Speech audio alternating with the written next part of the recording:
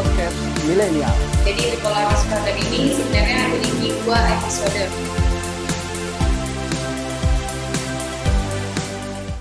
Assalamualaikum warahmatullahi wabarakatuh.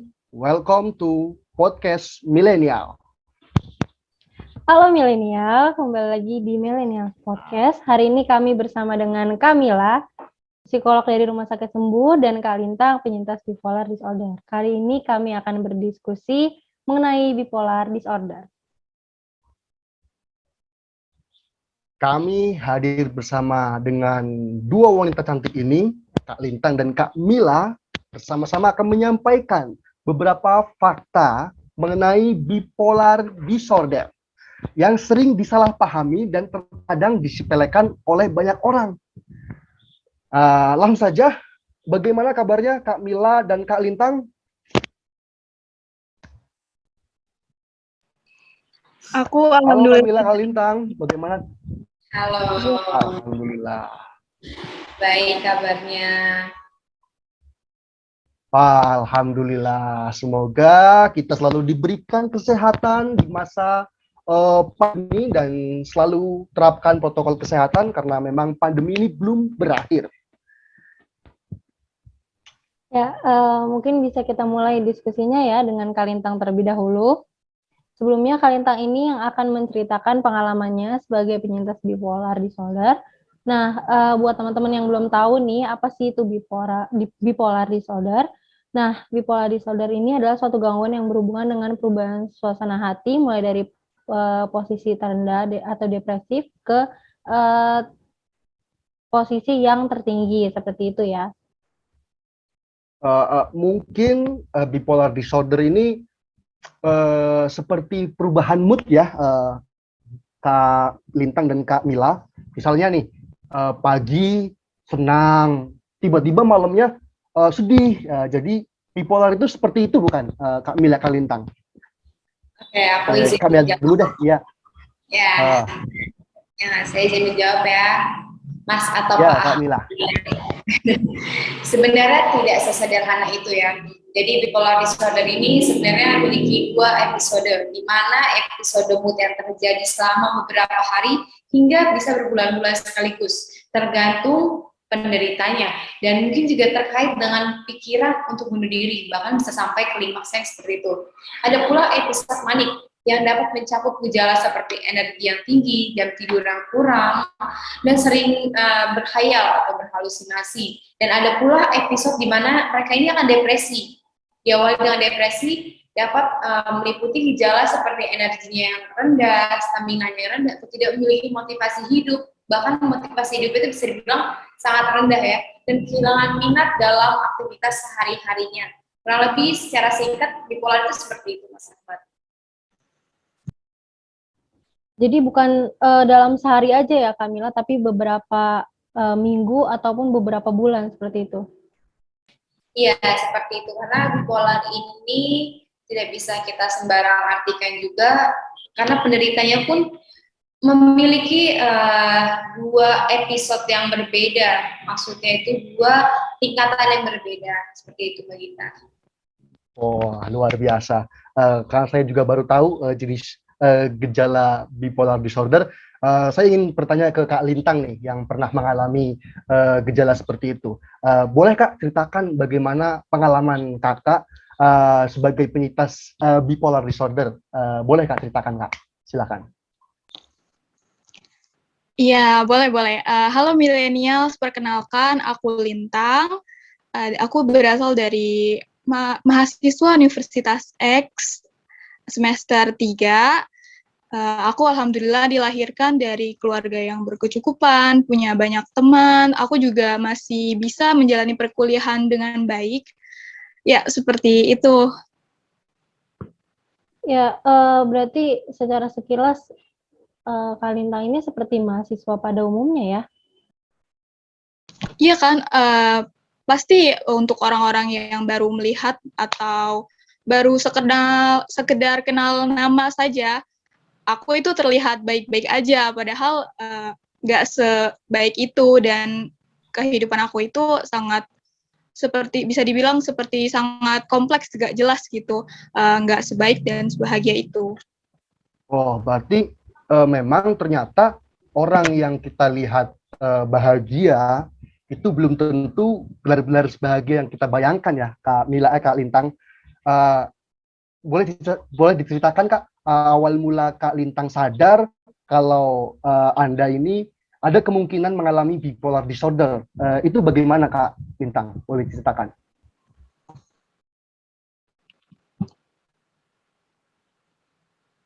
Iya boleh. Jadi semuanya itu berawal dari sekitar 2 tahun yang lalu ya. Ketika aku kuliah hari pertama di semester 2, aku merasa tuh teman-teman sekelas aku itu pada benci sama aku gitu. Aku nggak tahu alasannya apa. Terus apa yang aku rasain setelah pulang dari kampus dan pulang ke kosan itu, aku tiba-tiba nangis sekejar-kejarnya gitu. Terus hari selanjutnya itu aku merasa seperti kehilangan semangat untuk menjalani kuliah.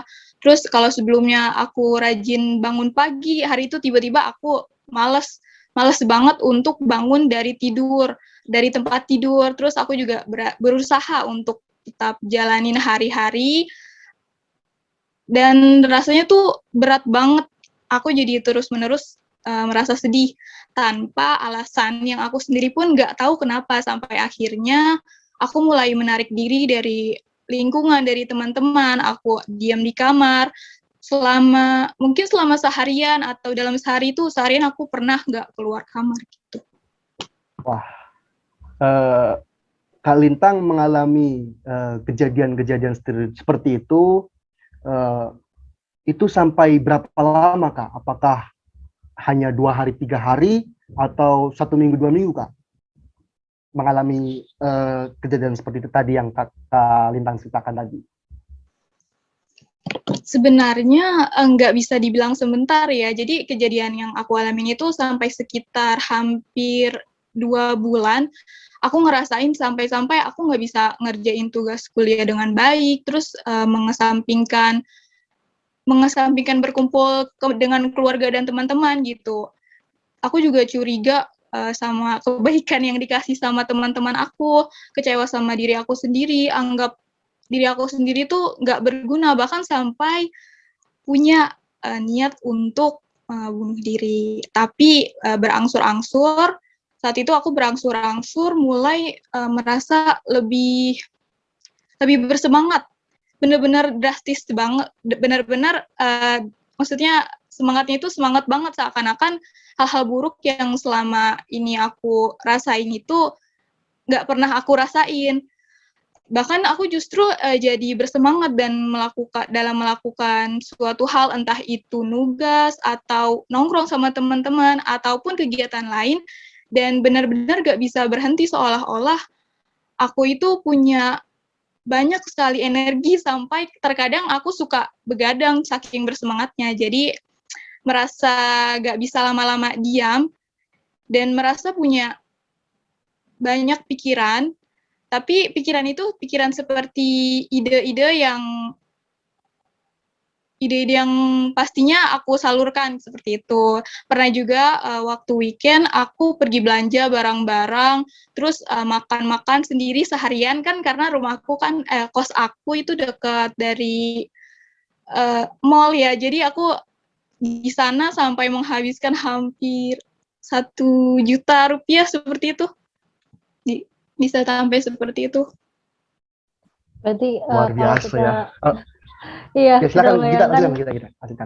ya berarti Kak Ahmad ini kita bayangkan unik juga ya, karena saking semangatnya gitu sampai nggak sadar udah habisin hampir 1 juta gitu karena belanja dan makan. Iya betul banget. Jadi kayak aku kesana tuh kayak beli skincare, beli baju, beli apa aja aku beli, sampai beli makanan, dan akhirnya tuh makanan itu kadang suka nggak kemakan, cuman lapar mata, cuman kayak semacam lapar mata aja, dan hal itu tuh tapi nggak bertahan lama ya. Jadi selang seminggu aku kembali lagi ke keadaan awal, aku mendapatkan gangguan bipolar disorder itu. seperti itu ya Kak. Tapi Kak Lintang pernah nggak waktu Kakak merasakan depresi dan kesenangan itu dalam waktu yang sama gitu?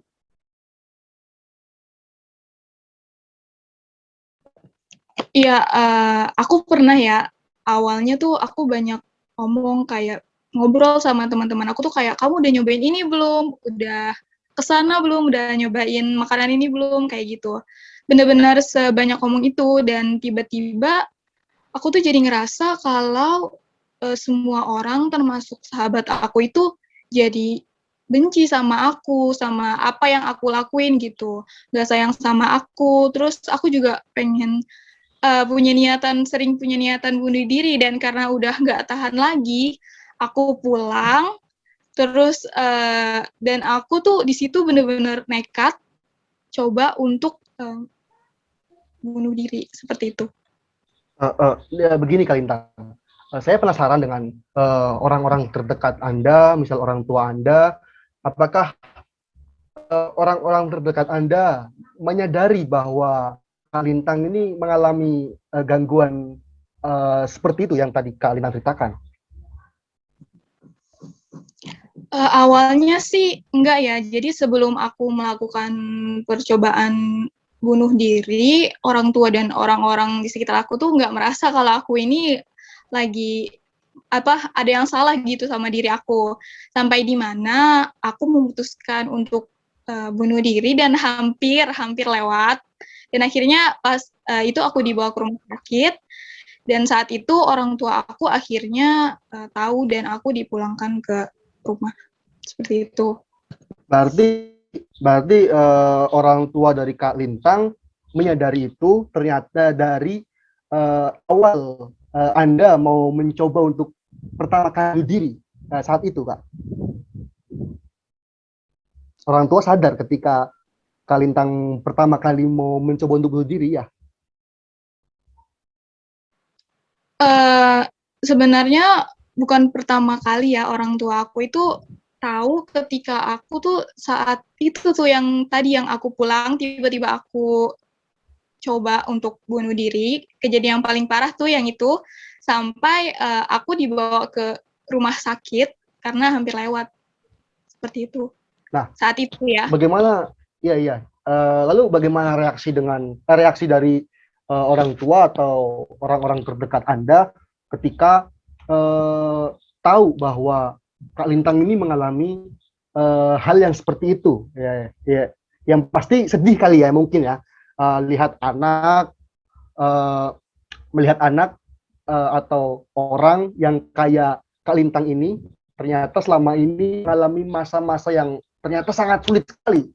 Bagaimana dengan reaksi dari orang tua Kak Lintang terutama saat itu? Iya, jadi bukan sedih lagi ya, malah sampai hampir marah ya. Tapi meskipun mereka tahu, meskipun kedua orang tua aku tahu, terus teman-teman terdekat aku tahu, setelah aku sembuh dari luka bunuh diri itu, mereka tuh masih menganggap aku tuh kurang iman lah, terus malah sampai kemasukan jin lah. Sampai aku juga pernah diruqyah karena seenggak percaya itu mereka sama keadaan aku gitu. Luar biasa ya. Pasti sangat berat sekali itu ya Kak Lintang ya. Iya. Mungkin orang tua Kak Lintang lebih ke kecewa kali ya, karena orang tua kan terkadang kurang aware gitu sama kondisi anaknya, entah mungkin karena sibuk atau yang lain, karena mungkin juga nggak percaya sama yang namanya penyakit mental semacam itu gitu. Sebenarnya Kak Lintang sendiri sadar nggak kalau yang Kak Lintang alami ini sebenarnya nggak benar gitu?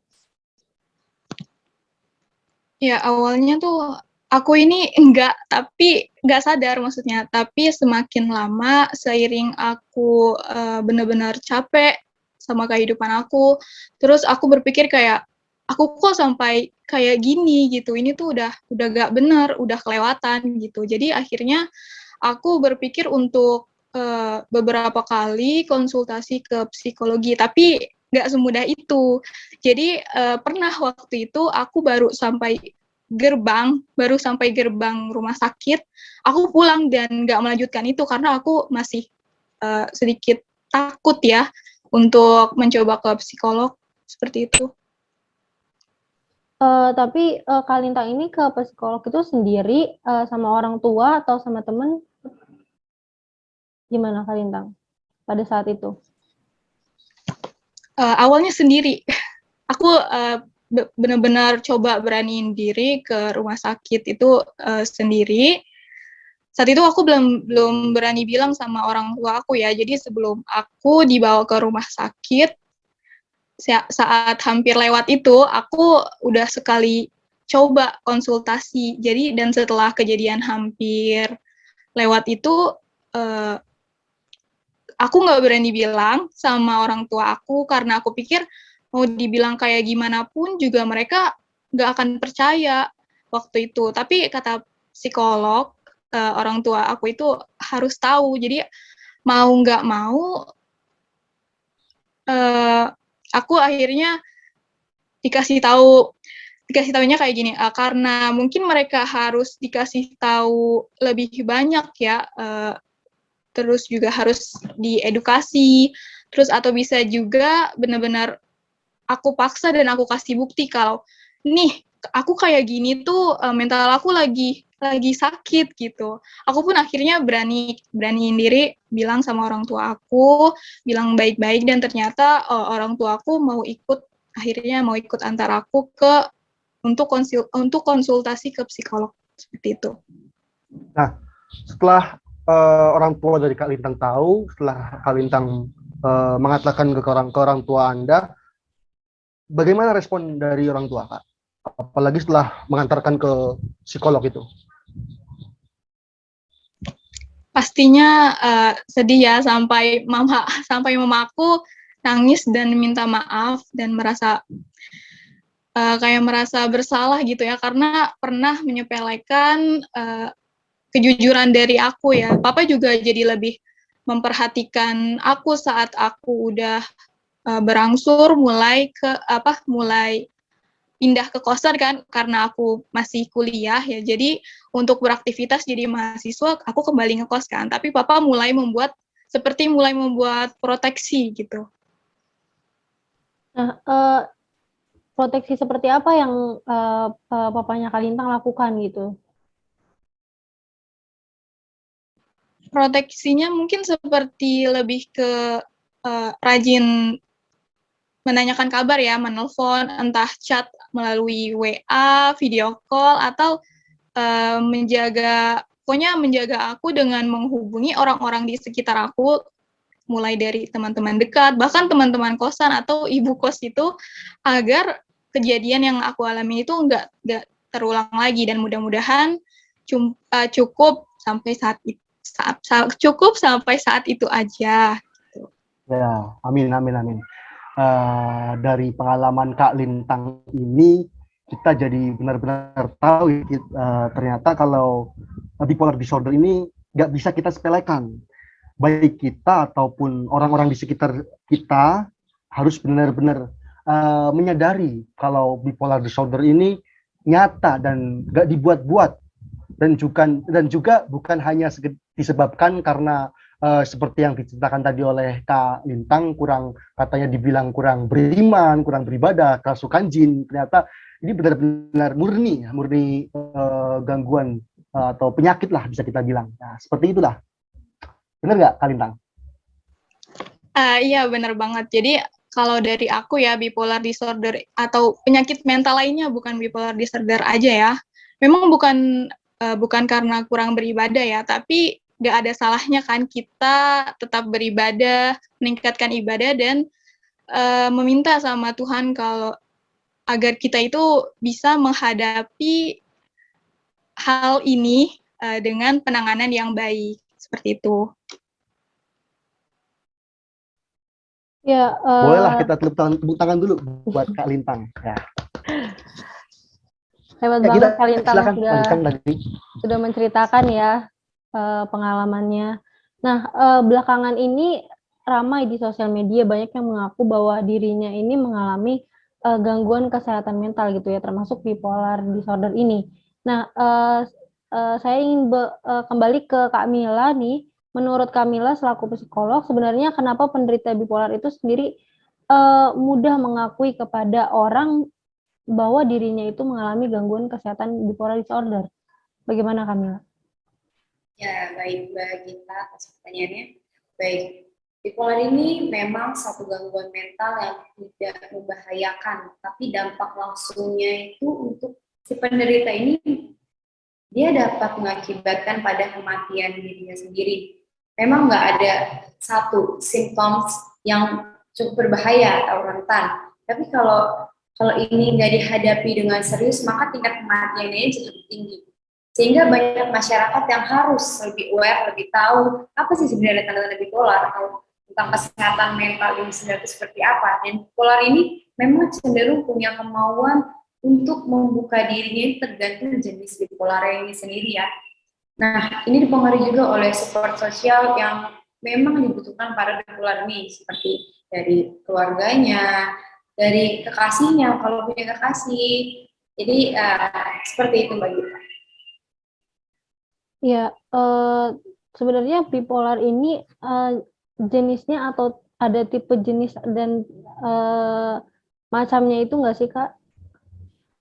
Kalau dia ini memang tipenya bipolar yang memang dia manik atau manianya, seperti yang tadi saya sampaikan di awal acara itu, sampai tingkatnya ini sampai parah banget, seperti bunuh diri ya, atau biasa disebut dengan manik, biasanya ini lebih cenderung untuk mempublikasikan dirinya kalau dia itu bipolar. Seperti kan kalau kita semua tahu seperti selebgram atau influencer, biasanya mereka itu kan rutin ke psikolog, dan tipe-tipe mereka itu kebanyakan lebih maniak atau mereka itu mengeksplor, maksudnya mengekspos diri mereka, memberitahukan kalau mereka itu bipolar. Ini contoh dari jenis maniak atau manik ya, maaf. Tapi kalau bipolar jenisnya unipolar, nah ini kita akan bahas ya. Jadi depresinya ini banyak biasanya dia akan lebih malu atau tidak mau mengungkapkan kekurangannya, atau kalau dia ini sebenarnya penderita bipolar.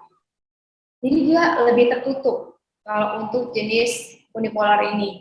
Dan bipolar sendiri ini pun ada dua tipe, yang tipe yang tadi saya sebutkan di awal acara juga, yang tingkat pertama dan tingkat yang kedua. Seperti itu Mbak Gita.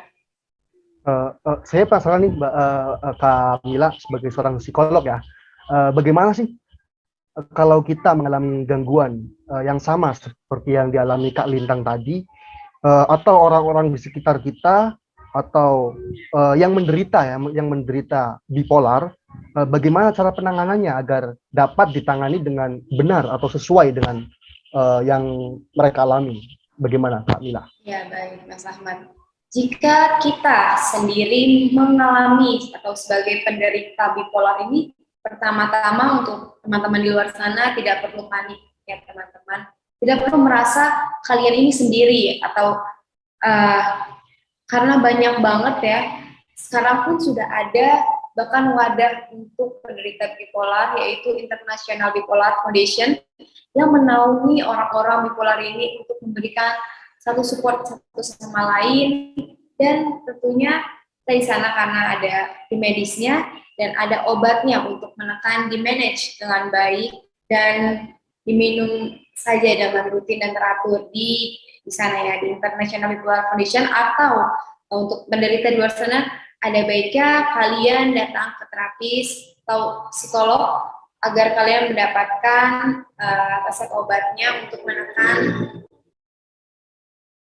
keluhan kalian. Kemudian yang tadi saya bilang, memang sangat penting, perlu sekali untuk ke psikolog atau terapis untuk selain mendapatkan obat untuk menenangkan, untuk meredakan, tentu seorang psikolog atau terapis itu kan lebih mengerti untuk mensupport kita kalau memang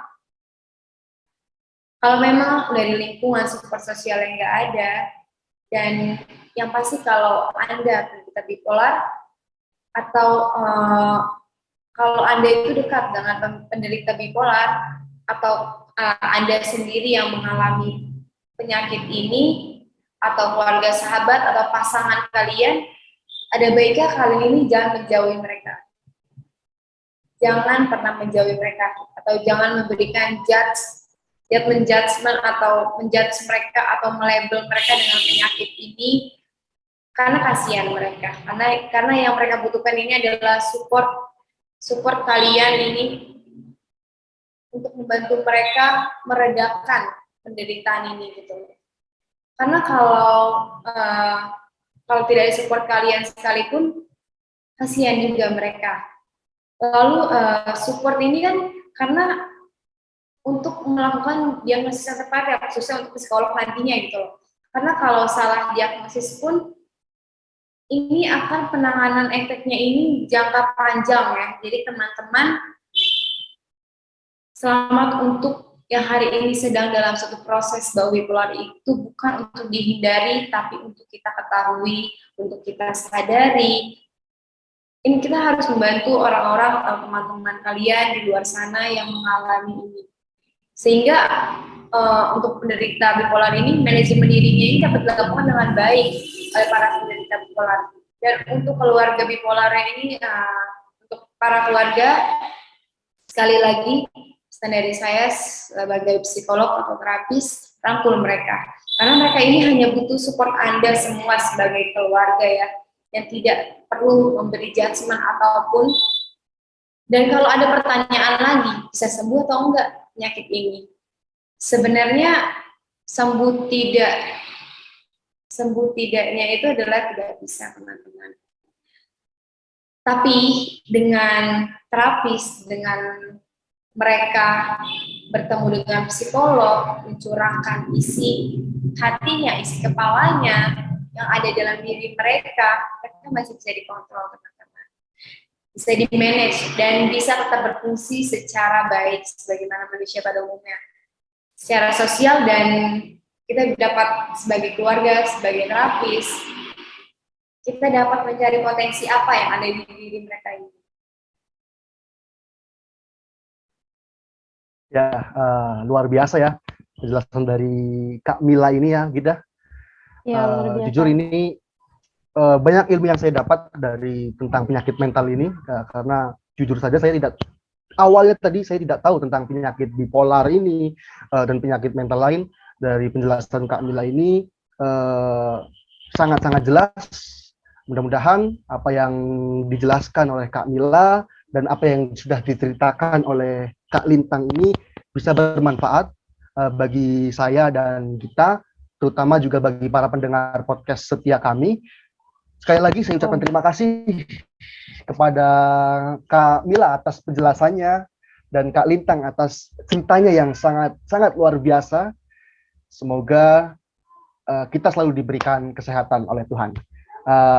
Saya Ahmad Wahyudin bersama dengan Gita, mohon pamit undur diri. Selamat sampai jumpa di episode berikutnya. Terima kasih.